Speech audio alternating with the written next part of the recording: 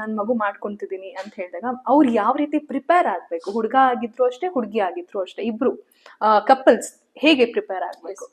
ಇದು ಆಕ್ಚುಲಿ ತುಂಬಾ ಒಳ್ಳೆ ಟಾಪಿಕ್. ಯೂಶಲಿ ನಾವೀಗ ಏನ್ ಹೇಳ್ತೀವಿ ಅಂದ್ರೆ ಪ್ಲಾನ್ಡ್ ಪ್ರೆಗ್ನೆನ್ಸಿನೇ ಇರ್ಬೇಕು. ನೀವು ಒಂದು ಪ್ರೆಗ್ನೆನ್ಸಿ ಅಂತ ಮಾಡುವಾಗ ಚೆನ್ನಾಗಿ ಪ್ಲಾನ್ ಮಾಡ್ಕೊಳ್ಳಿ. ಮೆನ್ ಇರ್ಬೋದು, ವಿಮೆನ್ ಇರ್ಬೋದು, ಇಬ್ರು ಕೂಡ ರೆಡಿ ಆಗಿ ಇರ್ಬೇಕು ಪ್ರೆಗ್ನೆನ್ಸಿಗೆ. ಅಂಡ್ ನ್ಯೂಟ್ರಿಷನ್ ಅಲ್ಲಿ ಏನಾದ್ರೂ ಗ್ಯಾಪ್ಸ್ ಇದ್ರೆ ಅದು ಫಿಲ್ ಆಗಿರ್ಬೇಕು.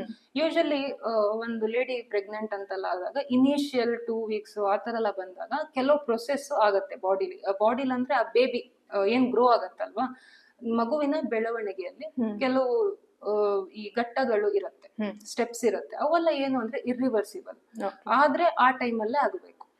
ಮತ್ತೆ ಸ್ವಲ್ಪ ಟೈಮ್ ಆದ್ಮೇಲೆ ಅದಾಗಲ್ಲ. ಅದು ಚೆನ್ನಾಗ್ ಆಗಿಲ್ಲ ಅಂದ್ರೆ ಮತ್ತೆ ಇಲ್ಲ ಈಗ ನಾನು ಚೆನ್ನಾಗಿ ಫುಡ್ ತಗೋತೀನಿ ಇವಾಗ ಆಗತ್ತೆ ಅಂತ ಹೇಳಕ್ಕಾಗಲ್ಲ.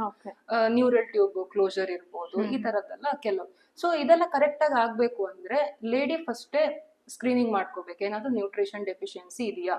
ಇಂಪಾರ್ಟೆಂಟ್ ಆಗಿ ಇದಕ್ಕೆ B12, ಫೋಲಿಕ್ ಆಸಿಡ್ ಇದೆಲ್ಲ ತುಂಬಾ ಇಂಪಾರ್ಟೆಂಟ್.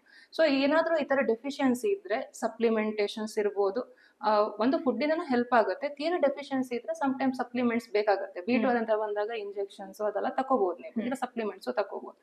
ಸೊ ಇದನ್ನೆಲ್ಲ ತಕೊಳ್ಳಿ. ಮತ್ತೆ ಐರನ್, ನಿಮ್ಗೆ ಗೊತ್ತಿದ್ದಂಗೆ ಪ್ರೆಗ್ನೆನ್ಸಿ ಟೈಮಲ್ಲಿ ಬೇಬಿಗೂ ನರ್ಚರ್ ಮಾಡಬೇಕು ಅಂಡ್ ಅಮ್ಮನಿಗೂ ಕೂಡ ಪೋಷಕಾಂಶಗಳು ಬೇಕಾಗುತ್ತೆ. ಎಸ್ಪೆಷಲಿ ಬ್ಲಡ್ ಇದೆಲ್ಲ ಅಂತ ಬಂದಾಗ ಐರನ್, ಹಿಮೋಗ್ಲೋಬಿನ್ ಲೆವೆಲ್ಸ್ ಎಲ್ಲ ಒಂದ್ಸಲ ಚೆಕ್ ಮಾಡ್ಕೊಳ್ಳಿ.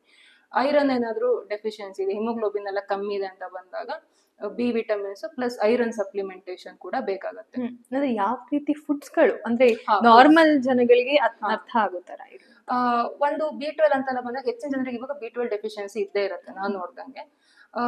ಇದು ಫರ್ಮೆಂಟೆಡ್, ಒಂದು ನಾನ್ ವೆಜಿಟೇರಿಯನ್ಸ್ ಸಿಗಾದ್ರೆ ನಾನ್ ವೆಜ್ ಅಲ್ಲಿ ಇರುತ್ತೆ B12 ಎಲ್ಲ ಸಿಗತ್ತೆ, ಎಗ್, ಚಿಕನ್ ಇದ್ರಲ್ಲೆಲ್ಲ. ವೆಜಿಟೇರಿಯನ್ಸ್ ಆದ್ರೆ ಫರ್ಮೆಂಟೆಡ್ ಫುಡ್ ತಕೊಳ್ಳಿ B12 ಗೆ. ಫರ್ಮೆಂಟೆಡ್ ಫುಡ್ ಅಂದ್ರೆ ಇವಾಗ ಇಡ್ಲಿ ದೋಸಾನು ಬರುತ್ತೆ. ಎಸ್ಪೆಷಲಿ ಕರ್ಡ್, ಇದರಲ್ಲಿ ಪ್ರೋಬಯೋಟಿಕ್ ಬ್ಯಾಕ್ಟೀರಿಯಾ ತುಂಬಾ ಚೆನ್ನಾಗಿರುತ್ತೆ.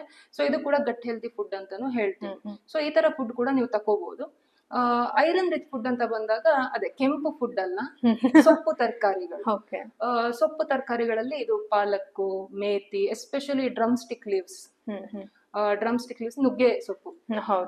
ಈವನ್ ನೀವು ನಿಮ್ಗೆ ಇವಾಗ ನುಗ್ಗೆ ಸೊಪ್ಪು ಪೌಡರ್ ಫಾರ್ಮ್ ಅಲ್ಲೂ ಎಲ್ಲ ಬರುತ್ತೆ, ಅದನ್ನ ಕೂಡ ನೀವು ಯೂಸ್ ಮಾಡ್ಕೋಬಹುದು. ಸೀವೀಡ್ ಅದು ಕೂಡ ಯೂಸ್ ಮಾಡ್ಕೋಬಹುದು. ಮತ್ತೊಂದು ಏನಂದ್ರೆ ಡ್ರೈ ಫ್ರೂಟ್ಸ್, ಇದ್ರಲ್ಲಿ ಕೂಡ ಐರನ್ ತುಂಬಾ ಚೆನ್ನಾಗಿರುತ್ತೆ. ಎಸ್ಪೆಷಲಿ ಡೇಟ್ಸ್, ರೈಸಿನ್ಸ್ ಅಲ್ಲೂ ಇದೆಲ್ಲ ಐರನ್ ಚೆನ್ನಾಗಿರುತ್ತೆ, ಅದು ಕೂಡ